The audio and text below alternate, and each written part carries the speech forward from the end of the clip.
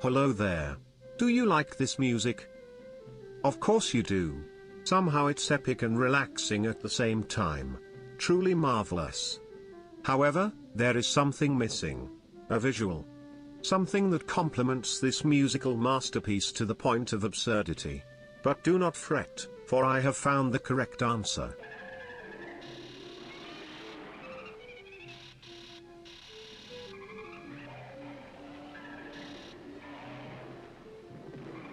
Perfection. Honestly, if you listen to Maurice Ravel's Bolero and don't immediately picture two giant dinosaurs smashing their heads in, then something in your brain must be wired very incorrectly. Luckily, the Japanese are insane enough to actually have done that very thing decades ago. So let's talk about Digimon a bit. You all know what it is. There really is no reason for me to elaborate any further on the topic other than the first season being extremely awesome for a cheaply produced Japanese children's cartoon with a friendship theme made in the 90s, which in essence is just a glorified commercial with the primary intention to cash in on recent trends and sell a shit ton of toys. It worked. But you know what also worked? When the producers inevitably decided to make an even bigger glorified commercial, someone in the conference room stood up and ushered the most terrifying thing ever proposed to a toy company. Hey, what if we make it an actual good product? And everyone's mind was blown. So they hired that one dude who directed the best episode of their show and sent him on his quest to make their movie. And the result is basically the best animated Godzilla movie ever made.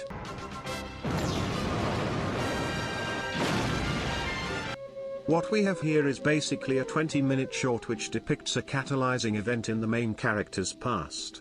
In Japan it also served as the pilot episode for the whole series, which is kind of a dick move considering the animation quality of this short is easily among the best in the industry, even by today's standards, while the actual show is basically the poster boy for animation padding. But what's really great is that you can more or less take this whole thing out of context and look at it as the simple story of two little children encountering a monster whom they befriend but eventually have to part ways with due to the dangers its existence proposes to the world. Really touching stuff. So you can also watch it if you don't care about the source at all. And if you do care, you can appreciate how much effort was actually put into this. Look at these animation cuts. Simply beautiful. The color and lighting is on point as well. It also comes from a time and culture where children's entertainment didn't shy away from including, or at least hinting at, more mature and difficult subject matters. I wonder why we never ever see Taichi's and Hikari's dad and, oh, he is a drunk.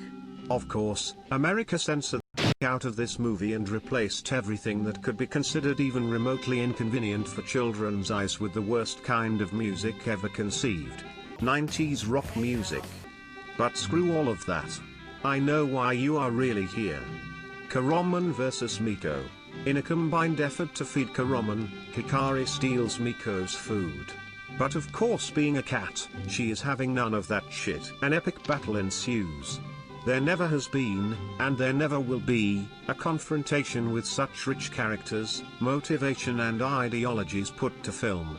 The suspense is at an all-time high as the two combatants battle across the room, leaving everything in their path devastated, the consequences of which can be felt to this very day. Taichi tries to stop them, but the emotions are already beyond the boiling point.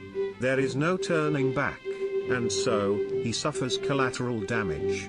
At the end of the slaughter, Karomon and Taichi are both physically and emotionally devastated, and Miko gets her food back.